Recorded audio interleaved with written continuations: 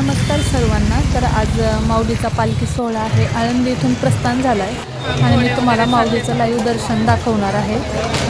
माऊलीची पालखी ना आम्ही जिथं राहतो पुण्याला तिथूनच जाते. तर मी दिंडीचं तुम्हाला लाईव्ह दर्शन दाखवते.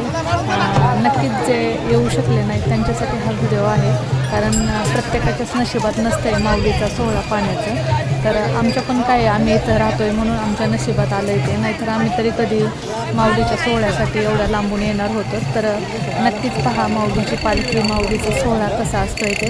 तर व्हिडिओ पूर्ण पहा आणि आवडला का नाही ते पण मला नक्कीच सांगा. तर माऊलीच्या सोहळ्यातील दिंडीचं एक वैशिष्ट्य आहे, एवढा मोठा सोहळा आहे.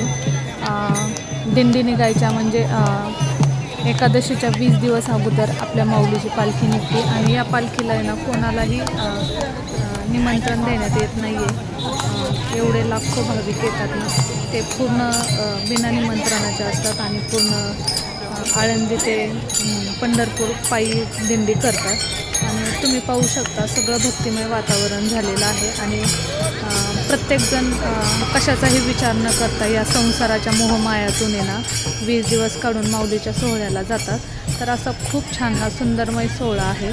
तर आपल्याकडून तर नाही होत, पण जे चालले ते इथं खूप मोठा म्हणजे रस्त्यावरून जाते ना, दत्तनगर म्हणून आहे तिथून जाते ना, तर सोहळा बघायला आहे ना इथं पण हजारोने भाविक असतात. माऊलीच्या पालखीत तर लाखोनी गर्दी असते. ही आहे माऊलीची पालखी. तर पालखीत तर खूप साऱ्या दिंड्या पण असतात. यंदा तरी पावसामुळे त्यांनी थोड्याच दिंड्या माऊलीच्या पालखीचं प्रस्थान करायला सांगितलं, नाही तर खूप जास्त दिंड्या असतात.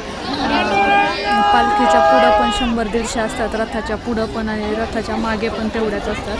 पण यावर्षी लिमिटेडच आहेत, तरी मला 150 पुढं पण दिसले आणि 150पेक्षा जास्त मागे पण दिसते.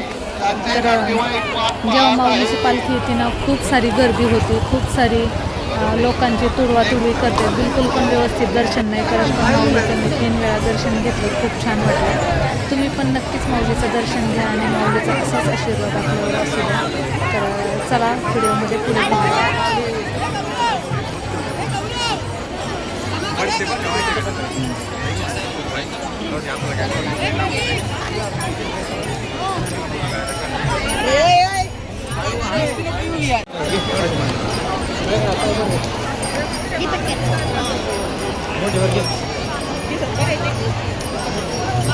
काम जाएगा ना लगेगा काय